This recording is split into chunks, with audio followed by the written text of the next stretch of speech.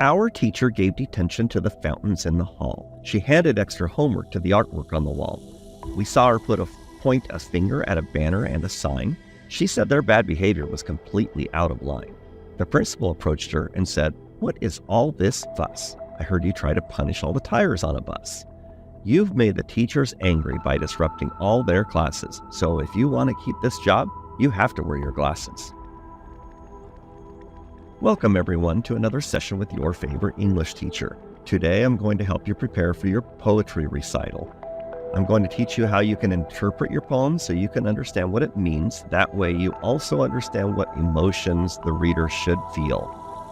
When you recite your poem, you are going to want to recite it in a way where you give those same emotions to your audience.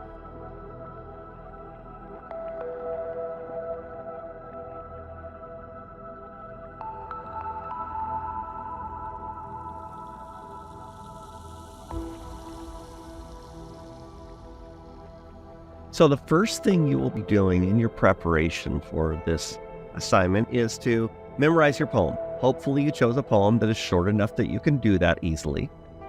After you have memorized your poem, you're going to interpret the poem. This will be critical for you to figure out what emotion needs to come from this poem. And that is therefore going to drive how you present the poem. Let's look at this one on your screen right now. It's called Wish by Linda Sue Park. For someone to read a poem again and again, and then, having lifted it from the page, to brain the easy part, cradle it on the longer track, from brain all the way to heart.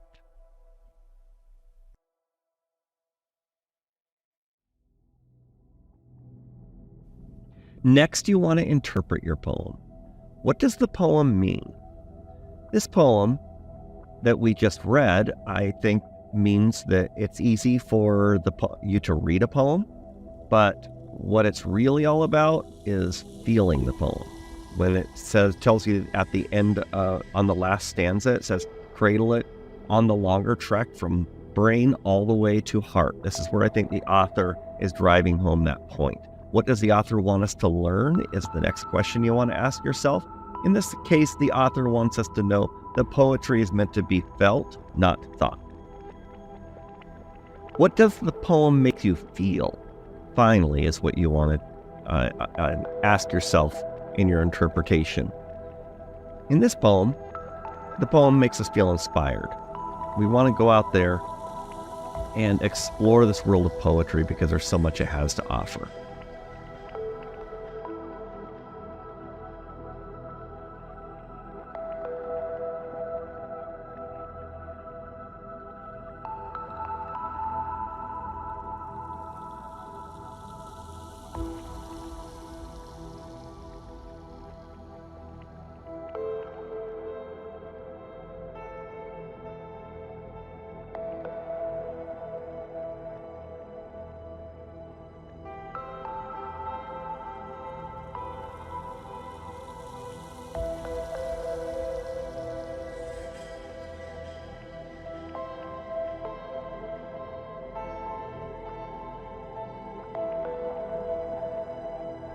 Okay, so you've memorized your poem, you've interpreted it, so you know what it means. You also know what the author wants you to feel.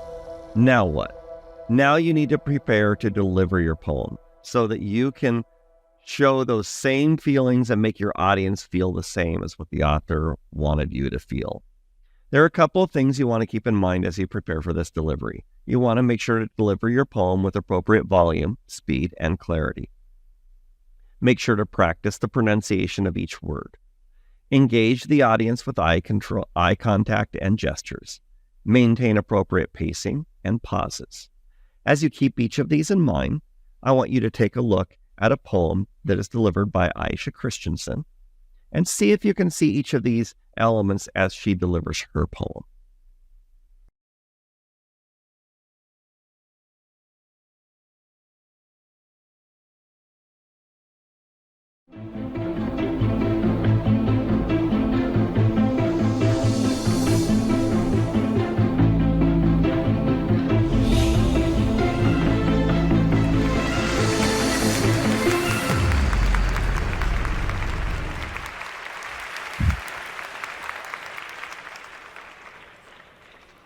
I pick up the pencil, but I ask myself why. I have no story to tell, no pain, no reason to write.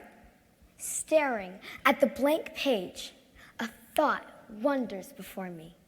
I see a spark reaching out to grab it, my hand stretched out as far as I can, and nothing. It's all lost, all thought, all purpose. So I stare at the paper again, for hours it seems, as I look up at the clock shining 1 p.m. I was ready to take a break. Standing up, fists clenched, shoulders broadened, until I'd realized I had started at 12:59, and that hunched me back over while releasing a sigh. So I continue to stare, waiting for that booklet of notebook paper to work its magic, to stare back at me and blink. That is what fuels me, a sense of accomplishment that I couldn't receive from the clock. As the time slips away, I realize I'm not alone, lost and abandoned in this blank page. So when you find yourself and you're reaching for that spark, ready to grab it, but pull back, when you have emotion built up inside but can't seem to find the words to release it and to release you, I am trapped, my feet glued to the floor, a cluttered closet of insignificant thoughts, searching for the one to set me free, to fill up the emptiness of that blank page. But this time, when I look back at that page, I see words. So when you battle with that first blank page, those words you can't seem to find, just pick up that pencil, as I did mine.